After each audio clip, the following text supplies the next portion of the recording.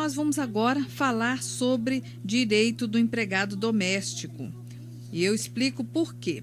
A Convenção de Genebra, da Organização Internacional do Trabalho, a OIT, aprovou regras que garantem o trabalho decente aos empregados domésticos. Mas o que é que já está valendo e o que falta ser implantado no Brasil? Quem tira as nossas dúvidas é o Dr. Paulo Manuel Moreira Souto, procurador federal do INSS, que escreveu um artigo chamado Breves Comentários à Convenção 189 da OIT. Doutor Paulo, bom dia, é um prazer tê-lo conosco mais uma vez. Bom dia, Luísa, o prazer é todo meu. Estou à sua inteira disposição. Doutor Paulo, então vamos falar. Essa convenção aconteceu em junho, né? Lá na Suíça. E o que ela traz, assim, de novo em relação aos direitos dos empregados domésticos? Olha, essa convenção, a Convenção 189, ela foi aprovada agora na 100ª convenção da OIT, agora em junho. Essa convenção, ela trata exclusivamente de um trabalho decente para os empregados domésticos no mundo. Por que eles falam trabalho decente? Porque em muitos países do mundo, ou seja, países que são membros da OIT, não existe um trabalho doméstico decente para essa categoria. O Brasil levou uma comitiva, participou da convenção, participou da convenção, aprovou a Convenção 189, entendeu? Para que ela será aplicada no Brasil quando for ratificada. Ela não foi ainda. Mas o que está ocorrendo aqui no Brasil? Aproveitaram já uma PEC, que ela já tramita desde o ano 2010 no Congresso Nacional, para estender aos trabalhadores domésticos todos os direitos assegurados aos trabalhadores regidos pela CLT. É o que tramita hoje no Congresso Nacional.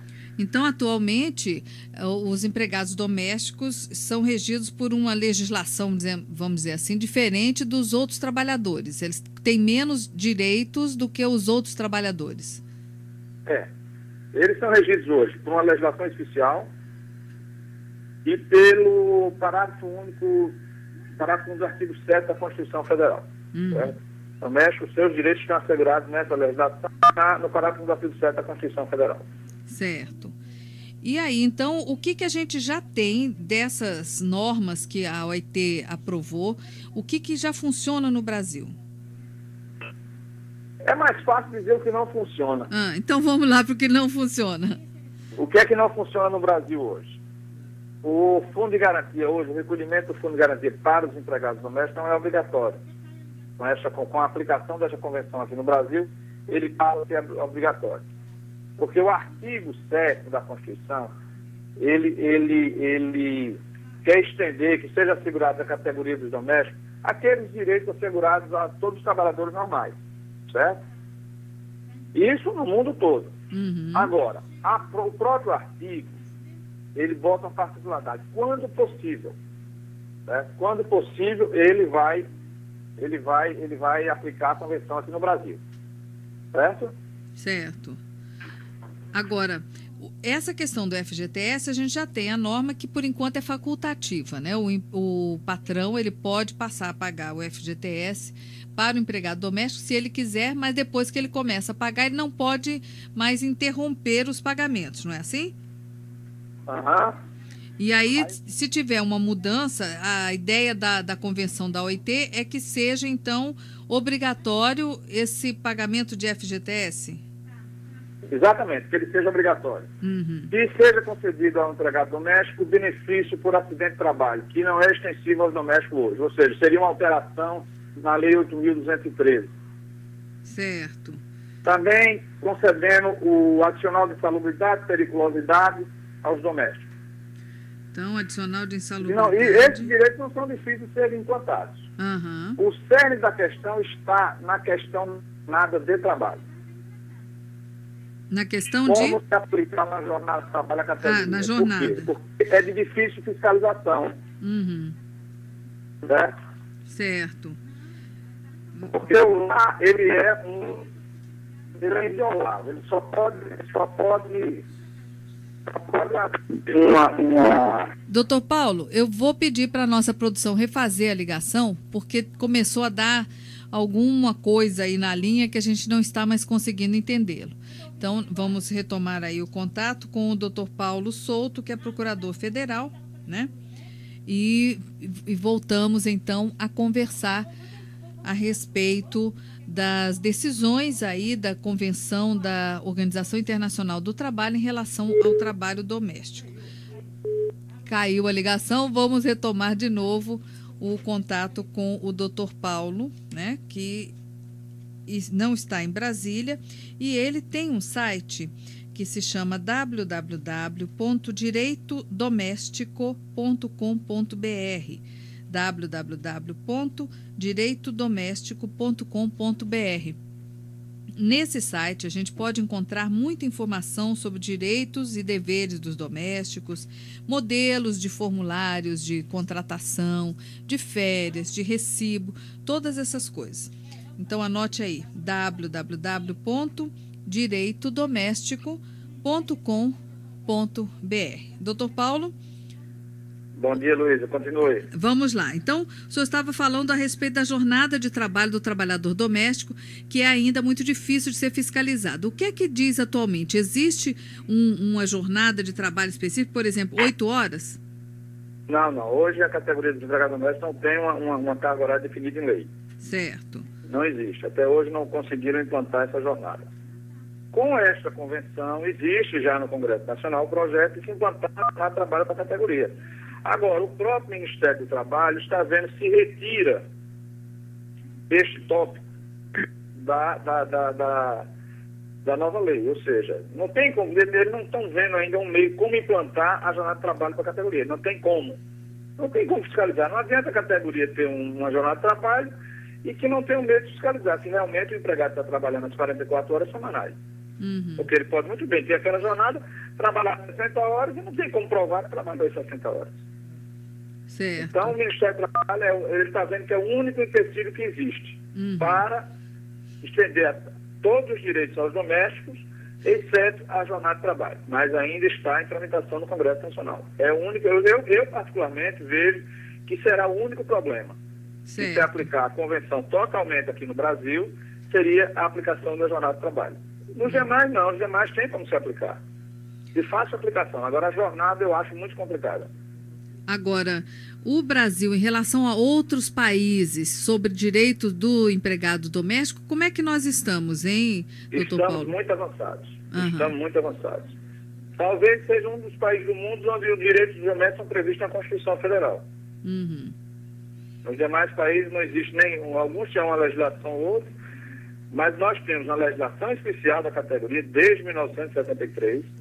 Em 88 foi incluído na Constituição Federal direitos para a categoria, ou seja, estendidos a mais alguns direitos. Em 2006 saiu uma nova lei estendendo novos direitos e agora tudo indica que vai haver uma reforma. Primeiro, tem que haver uma reforma constitucional. Existe uma PEC no Congresso Nacional para se revogar o parágrafo 1 do artigo 7 da Constituição, é aquele parágrafo onde ele limita os direitos domésticos, ele revoga aquele artigo e estende aos domésticos todos os direitos dos demais trabalhadores. O projeto que existe da PEC no Congresso hoje é este. Agora, tem países, por exemplo, que o trabalho não tem garantia nenhuma, nem né? regulamentado, não tem carteira assinada, não tem previdência social, não tem nada.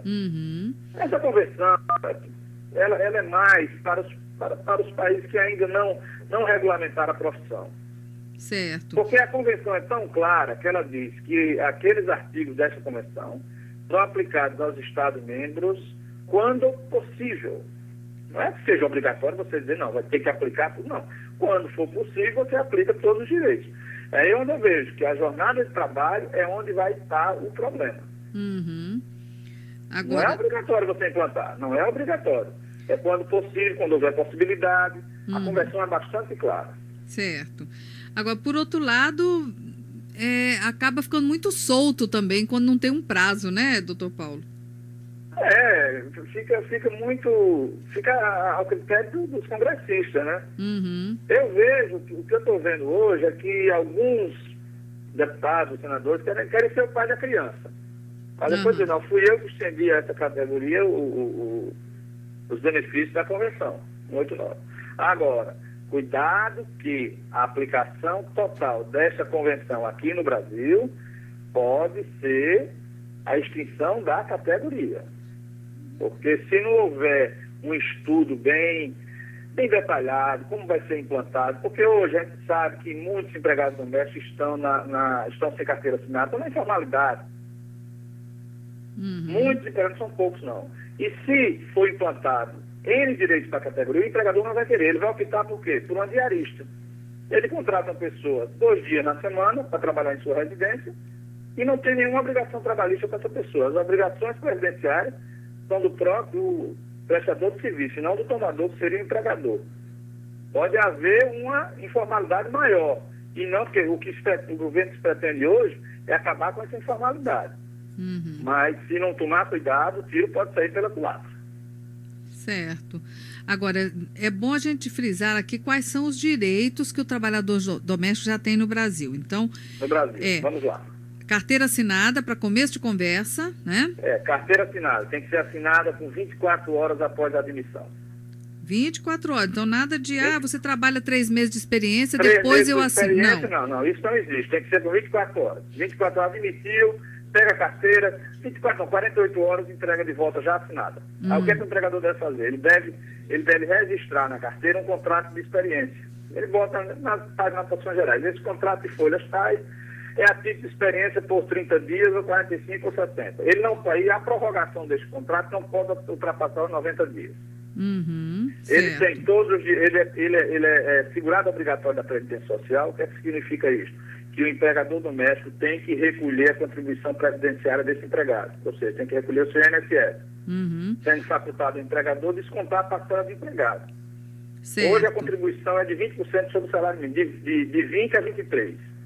Então o empregador paga 12% e o empregado paga o restante. Então a obrigação de recolher é do empregador, e ele tem o direito de descontar do empregado a parte que lhe couber. Certo. Ele tem direito às férias hoje remuneradas a preceder de um terço de 30 dias, que anteriormente, de 2006, era 20 dias corridos. Ele tem direito ao 13º salário, ele tem direito a salário maternidade, a licença maternidade, licença paternidade. Ele tem direito ao gozo dos feriados civis e religiosos, são aqueles feriados definidos em lei. Tem uma lei que define quais são os feriados nacionais, e os feriados municipais ou estaduais também definidos em lei, especificados em lei. Tem que estar previsto na lei o feriado para o empregado doméstico ter direito. Certo? Porque tem uns que são ponto facultativo, aí não serve. Facultativo não dá direito. Eu vou lhe dar um exemplo bem prático. Em muitos municípios do Brasil, o carnaval não é feriado. O carnaval, a segunda-feira e terça-feira de carnaval, tem uma lei que prevê ele é tratado como feriado bancário e não feriado nacional, um ponto facultativo. Mas em muitos municípios eles já são feriados nacionais, aliás, locais. Por exemplo, o dia de São João, que no Nordeste é comemorado, dia 24 de junho, é feriado municipal em muitas cidades do Nordeste. O dia 20 de novembro, que é o dia da consciência negra, é feriado, tanto em Brasília como aqui em João Pessoa, é feriado local. Então essa categoria tem direito, porque é um feriado previsto em lei.